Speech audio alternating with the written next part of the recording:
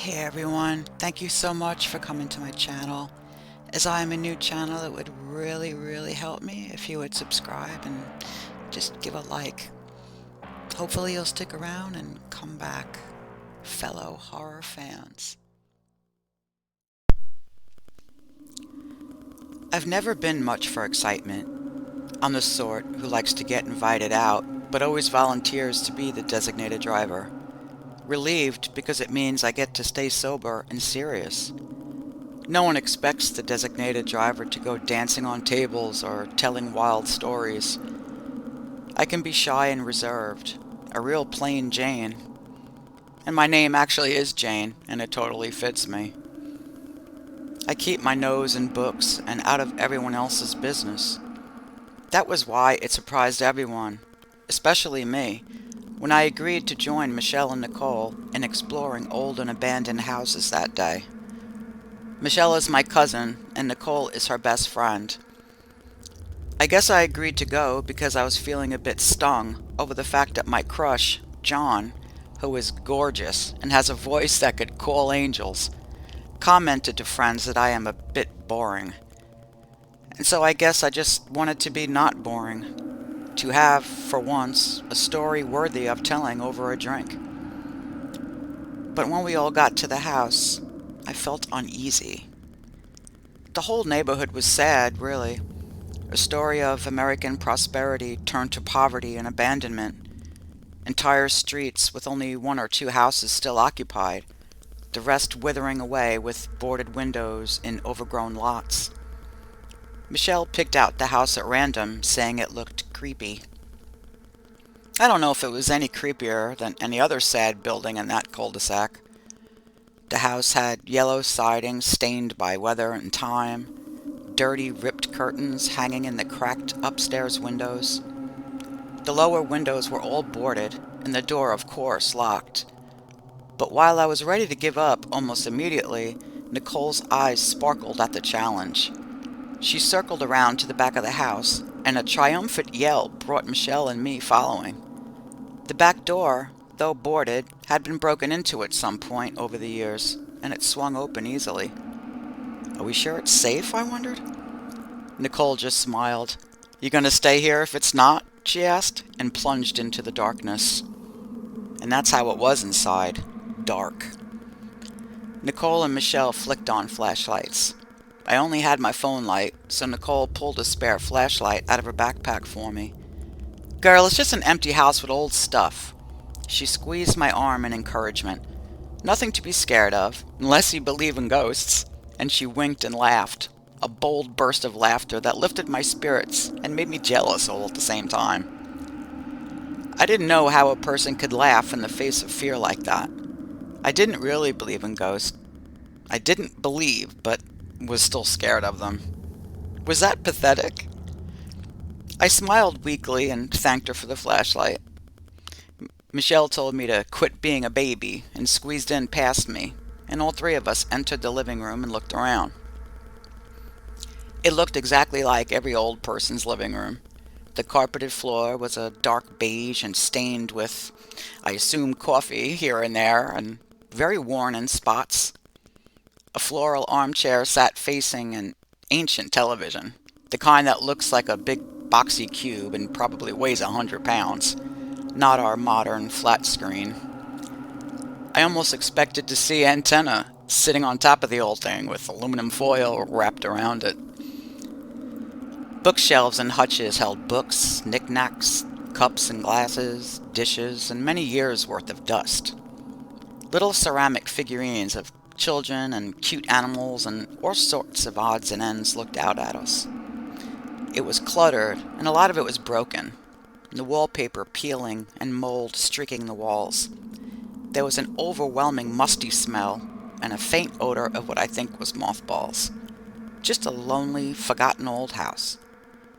Damn, Nicole exclaimed as she picked up a figurine from one of the shelves. Look at this stuff. Super vintage and old. Bet there's like collectibles and stuff we could take. You want to bring some back? Suggested Michelle. I asked if that counted as stealing, being the goody-goody that I am. Both girls looked at me, and I immediately shut my mouth. Nicole looked around, gesturing with her flashlight, and said, "Stealing from who?" She had a point. I couldn't really argue. Still, I don't know, just feels kind of respectful, I said. "More disrespectful than leaving it all here to rot?" Nicole said. She tucked a glass-eyed frog into her pocket. "At least if we take some, someone's getting use out of them." Michelle took out a bag and began filling it with some of the bowls and candle holders she thought might be crystal. I'm pretty sure they were just glass, though. Nicole was more interested in the figurines. I looked around, unsure of what to take, and finally my flashlight illuminated a ceramic lovebird sculpture. I don't know why I was drawn to it. It seemed handmade. The glaze wasn't perfect, the wings were a little clumsy and not even. I imagined it might have been a gift and not something bought from a store. Somehow the idea of a handmade gift, passed down and forgotten and then recovered, moved me. So I wrapped it up in some napkins and put it in my bag. I was still looking at the shelves, moving into the kitchen with its dirty and torn linoleum, when a scream made me jump. Back in the living room, toward the rear of the house, Michelle was shining her light on something. Nicole was with her, and both of them were whispering. Then Nicole bent toward the floor. Approaching them, I saw that they were looking at the staircase leading up to the second-floor bedrooms. The thought of going up there filled me with dread, and my gut bunched into knots. But my entire stomach seemed to overturn itself when I saw what Nicole's light was shining on. There was a dark stain just below the bottom steps, a person-shaped stain. There was the head, there were two arms, and you saw the outline of the legs. "Okay, that's really freaky," said Michelle. Nicole, kneeling and grim-faced, was tracing her flashlight along the outline. You know what happens with old people. They die and no one finds them for a while. The body just lies there decomposing. This is probably where she died. "She?" I said. "Or he, but all these figurines and stuff make me think of a grandma, not a grandpa. But if we go upstairs, we'll find floral dresses hanging in the closets." "I'm not going upstairs," I said. "Me neither," said Michelle. But Nicole wanted to go. Carefully avoiding stepping on the stain, she ascended the stairs. From up there, she called out to us about things she was finding. "Bathroom is a mess. Yuck." "Yep, lots of flower print." Stuff like that. Finally, she returned, a dusty frame in hand, and offered it to Michelle.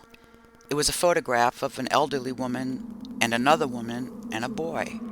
Bet that's the old woman who lived here and her family. "I wonder why they didn't check on her when she fell down the stairs," Michelle said. "Who knows? Maybe they're dead too. Maybe they live out of state," Nicole shrugged. "Look at this neighborhood. It's been emptied out a long time ago. Chances are, wherever her family lives is not close by. Come on, let's get out of here. I thought I heard something up there." "Heard something?" The hairs on my neck stood up. "Like what?" "Like her ghost. It's going to yell at us for stealing," said Michelle, and laughed. Then she and Nicole raced to see who would get out first, pushing me aside. I cried out, nearly falling on that stain. "Oh, God, I almost touched it." "Guys, wait!" I yelled, running after them. Halfway out of the room, I'd swear I heard a sound, a voice calling to me, and I screamed, heart banging in my chest, my voice ripping from my lungs in a shriek of pure terror as I rushed after the others and out to the car. They wouldn't stop teasing me the whole drive back. "Your scream could have woke the dead," Nicole exclaimed. "Seriously, I thought something got you," said Michelle. I didn't tell them how I thought I heard an old woman's voice, and they would just laugh even harder at me. Michelle dropped me off back home, and Nicole told me she hoped I had fun and wasn't scared too much. I smiled weakly and waved goodbye and retreated up to my bedroom in my parents' house. I'm saving for enough to move out, but for now, I pay a small amount of rent while I work at my uncle's shop running the register. I felt ready to isolate myself for a good week. This would make a good story to tell when I joined everyone for drinks, but it'd be a while before I'd be up for that. I put the ceramic birds on my windowsill, trying to decide if they were cute or just creepy. A shower took off the last of the grime and the chills, and by dinner time I was feeling excited enough to share what I've done with my friends. I took a picture of the birds and texted it to the group chat with my crush John and some others, explaining that I had found the birds in an abandoned house and even seen the bloody stain where the old woman who owned them died. Lots of exclamations and emojis from everyone in response. John texted, "Whoa, damn girl, you gotta invite me next time." Yeah. I hadn't been planning a next time, though. The thought of exploring more terrifying places made my pulse rise, and not in a good way. But if it impressed John, if it made me more interesting and less boring, maybe. Anyway, I tucked my phone away and went to bed feeling, for once, like someone who had stories to tell. Not the dull girl who looked after the shop and was so forgettably plain and boring that the only name she could possibly have was Jane. No, I'd become someone else, brave, exciting. I had glorious dreams of dancing on tables at the center of parties, but something jolted me awake in the dead of the night. I lay there, curled under my sheets, every hair on end. From somewhere downstairs came a soft wail, a moan. "Oh God, the old woman!" The moaning continued. I pulled a pillow over my head and whimpered, too terrified to move. How did her wailing not wake everyone else? She was so loud. I don't know how long I lay there, wishing the wailing would stop before I drifted off to sleep again. I don't know how. When I woke up, sunlight streamed through my window. My recollection of the previous night was hazy. I assumed the wailing must have been a dream or something. I even laughed at myself. Here I was, plain Jane, giving myself nightmares because I was such a homebody that the slightest adventure had me spooked. I headed down for breakfast and froze. On the wooden floorboards at the bottom of my stairs was a stain, the same stain we had seen in the empty house. "Mom!" I screamed. My mom rushed out of the kitchen. "Jane, what is it?" I pointed to the foot of the stairs right where she was standing.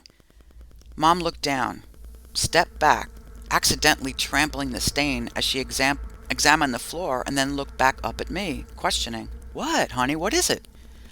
"The stain," I said. "Stain?" she said. Dropped down to her knees, looking close. "Where?" She couldn't see it. She was right on it and couldn't see it. Never mind," I said. Hurrying back to my room, I snatched my phone, came back and took a picture of the stain to send to Michelle and Nicole. Except, it didn't show up. I could see it on the floor, see it right there with my own eyes, clear as day. But when I tried taking a picture with the phone, nothing would show on the screen. "Sweetheart," Mom said, "is everything all right?" Yeah, I smiled feebly. Having lost my appetite at that point, I went to work without breakfast. After my shift, when I came home, the stain was still there. If anything, it was darker than before. But Mom and Dad went up and down the stairs without seeing it. I went upstairs and got the birds, considered shattering them and scattering to pieces. But as I held up the little ceramic sculpture, ready to drop it on my floor, little pangs of guilt had me setting it carefully back down. I should return it to the house, I thought. Until then, I wrapped it up and tucked it deep into my closet. Out of sight and out of mind. Hopefully, once it was back in its place in that old house, the stain would disappear. The moans persisted, every night, always around the same time. The stain persisted as well. As for Michelle and Nicole, they refused to take me back to the house to return the birds. They didn't want to go back and didn't believe me about any of it, especially after Michelle came to my parents' home and couldn't see the stain either. She asked if I was just making it up, just to get attention. I was mad at that, furious at my cousin for throwing such an accusation at me. If I hadn't been so terrified in that moment, because just behind her stood an old woman. Things got worse. The old woman appeared randomly in my house, always near the stairs. Sometimes I'd see her come out of her room. Sometimes she'd be hovering over by the window, looking confused. Other times, she was looking right at me. One night I arrived home, after midnight thereabouts. I had been out with friends, doing my usual shift as the designated driver. Good old Jane. And no one really noticed how depressed I was. My thoughts that night were on John and my social situation, and wondering if I would ever break out of my own shell. When, as I headed upstairs, a cold and clammy hand gripped my ankle.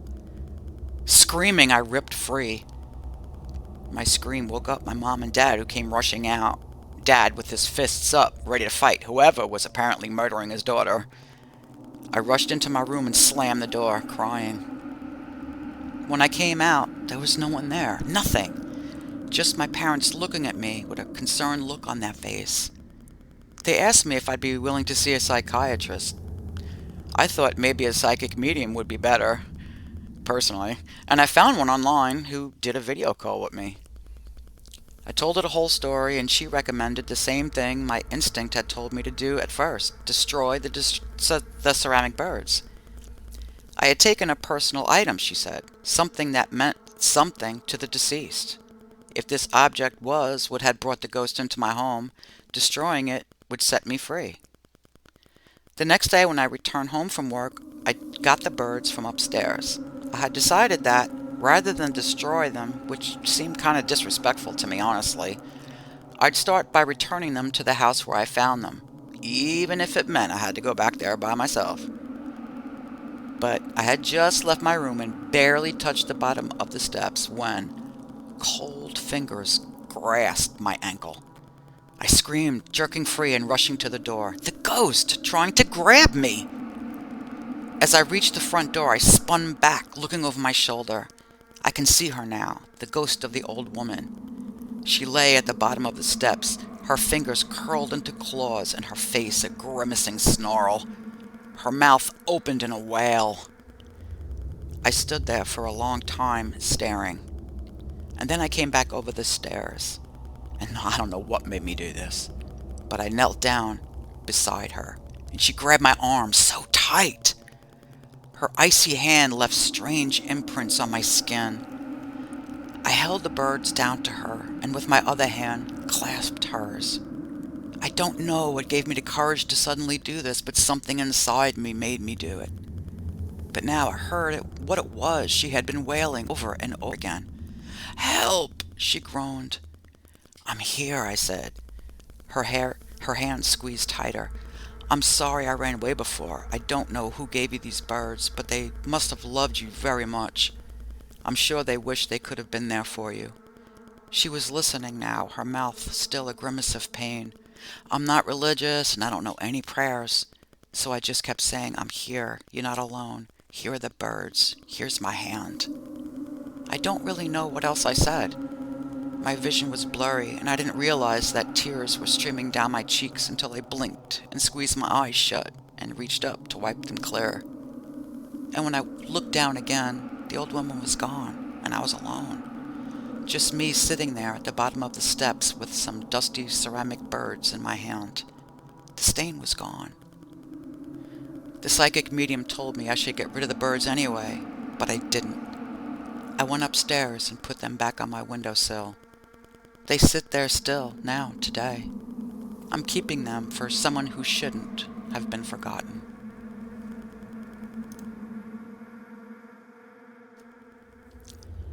My high school teacher told us a story about his friend living in rural Arkansas. He, the friend, meets a girl at the Walmart register. They talk and hit it off pretty well. She's a nice, religious girl, exactly like the one he wanted to be with. They exchange numbers, he calls, they have long conversations deep into the night. Things were going really, really well.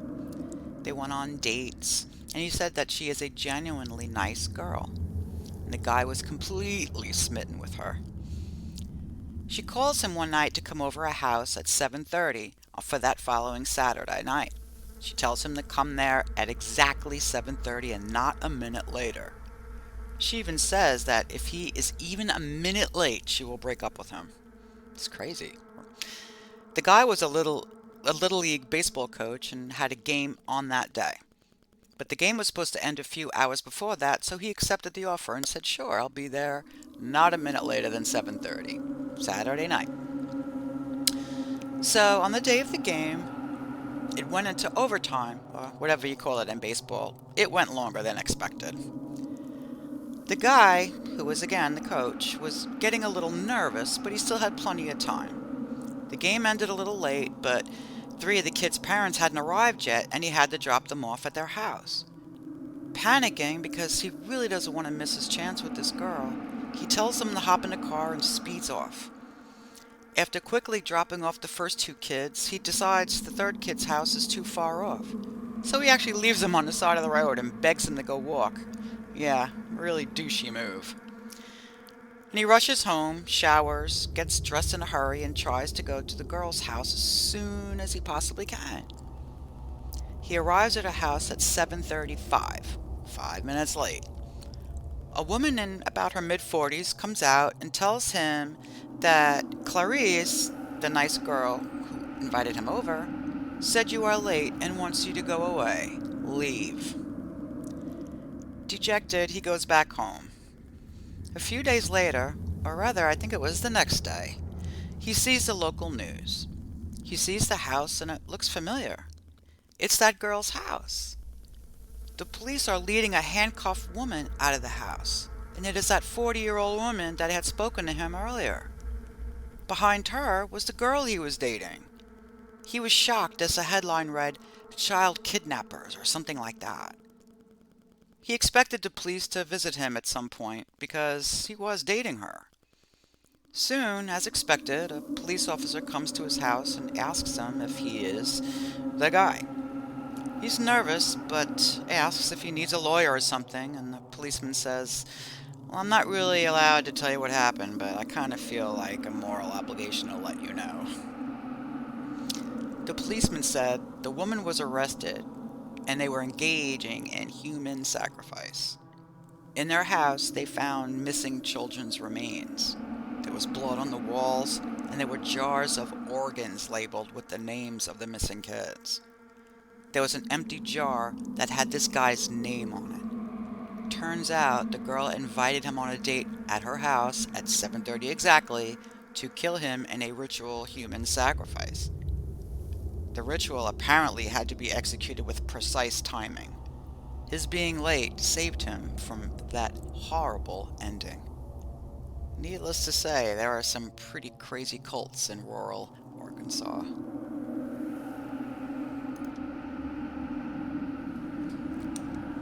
When my cousin was around 7 years old, his room was in the basement. Oof, can you imagine? The basement level was half underground and half above ground, and his room had a window, and his bed was right next to that window. One night, out of the blue, he wakes up and opens his eyes, and there's a man crouched right outside the window just staring at him. He didn't know what to do, so he just froze for a second. But then he turned over in bed and turned his back to the guy and eventually fell asleep. Why he didn't run screaming to his parents' room is something I will never understand, to be honest. This went on for a while. On random nights, the stranger would come and stare at him through the window. Sometimes he would actually tap on the glass with his finger. On the opposite wall of the window was a mirror. So one night when my cousin noticed the stranger was there, as usual, he turned over in bed so as not to have to look at the guy. But the stranger shined a flashlight and bounced the beam off the mirror to illuminate my cousin's face, as if to say, "I can still see you." But the worst part was this. One night, the stranger finally got bold and began to push on the window to see if it would open. But luckily, the window was locked. To this day, my cousin has no idea who that guy was or what he wanted, or what he would have done had the window been unlocked that night. And to this day, he still has not told his parents about it. He's 31 years old now.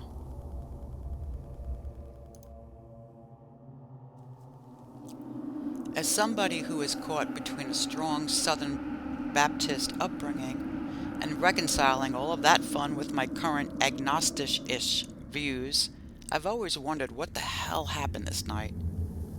In Beaumont, Texas, there is a place called Saratoga Road with some degree of paranormal history. I've gone a number of times with my family, and sometimes you see a little something and other times you don't. However, one night that we headed out there was decidedly different. Our group piled into one truck for this. It's Texas, after all, everyone has a truck. I was probably 16 or so at that time. It was me and my stepdad in the truck bed, and my brother, mother, two cousins, and my aunt in the cabin of the truck. We decided to go to Saratoga Road because it was a happenstance occasion. We all happened to be in town on a Wednesday night where none of us had anywhere to be the next day. We figured that nobody would be out there, which tends to improve your chances of seeing something. I've got an uncle with absolutely terrifying stories from the road, but that's a story for another time. The way things work on Saratoga Road is you drive slowly down the one-lane dirt road, and then if you want, you can double back and drive it again. On our first run-through, we didn't see anything even remotely paranormal, though we did pass by a sketchy group of young, college-aged men and women who had pulled over into a small clearing in the swamp and were just leaving their car. They gave us some nasty looks as if we were intruding or something. We just kept it going. We decided to drive back down the road a second time just to see what we could see. By this time, we had almost forgotten entirely about the other group of people. We get to their little impromptu campsite, and they've done some remodeling, so to speak. They had erected some kind of pole with a pentagram painted on an affixed sign, and were standing around a campfire, talking softly amongst themselves. Remember those nasty looks from earlier? We got them 100-fold then. Well, we passed by the creepy group, my stepdad and I being the only truly face-to-face with them because others had their windows closed. Not 2 minutes later, we suddenly start to hear crackling noises. My stepdad pushes my arm anxiously and points up to the treetop, saying, "Holy crap, look!" And lo and behold, there are bluish-white, like balls of light, about 2 or 3 feet in diameter, really big, rapidly fluttering around the treetops. They stop for a moment, hovering about 20 feet above us before suddenly descending, freaking out harder than I ever did before or ever have since. My stepdad and I begin banging on the window, screaming, "Drive! Drive!" My aunt, the driver, stops the car to ask what we were so freaked out about, making us scream even louder. So we do our best to hang on as we suddenly take off from going about 10 miles an hour to about 50 miles per hour on this narrow one-lane dirt road. The lights continued to follow us, getting closer all the time and making that noise. I can't really describe it as anything but disturbing. It had some kind of high-pitched quality to it, but it just felt alien. When we got to the end of the road, we all bailed to our respective cars ASAP. We regrouped at a gas station a few miles away and compared stories. Everybody saw the same thing and heard the same noise, and we have never been back since.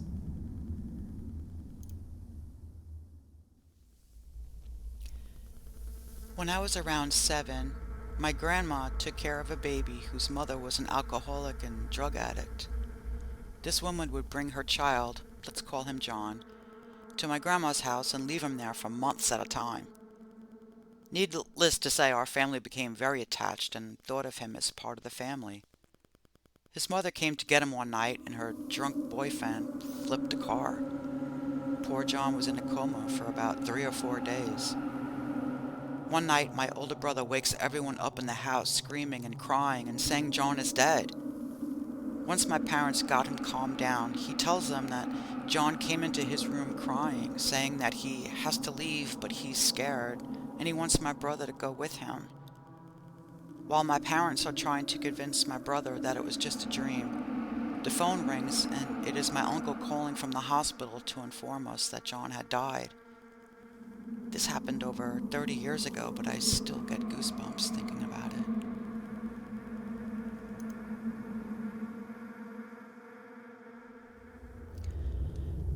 This happened to my parents about some 20 years ago now.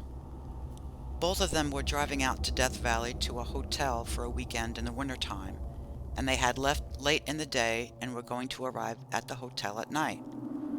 The hotel was about 30 minutes outside of Death Valley town center, and when they finally found the place, it was completely abandoned. My mom gets spooked easily and didn't want to go around and look, but my dad's into that sort of stuff and got out of the car. Right after he walks around the back of the building to look around, a man approaches my mother's side of the car. He claims his motorcycle broke down and that he delivers newspapers to Death Valley. My mom looks around, sees no motorcycle anywhere, and this hotel had nothing near it, not one building. This guy was begging my mom to come get the newspapers and take them to a hotel in town, otherwise he'd lose his job. He had the stack of the newspapers in his hand and wanted her to open the door so that he can give them to her. My mom's getting serious creepy vibes from this guy now and refuses, locks all the doors and tells him to go away. He continues to beg. Finally, my dad comes around the corner and the guy panics a bit and just hands them over to my dad quickly and leaves. They drove off and they spot the guy starting to walk off into the desert. They just kept going and didn't think much of it after that, but they finally get to the hotel and they delivered the papers to the people at the front desk. When they handed over the newspapers, the lady at the desk tells them they don't get any newspapers delivered to that hotel. My parents look at the stack and look at the front page, and it's newspaper from 1954.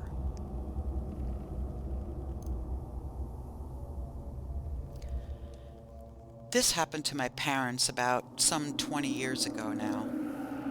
Both of them were driving out to Death Valley to a hotel for a weekend in the wintertime, and they had left late in the day and were going to arrive at the hotel at night.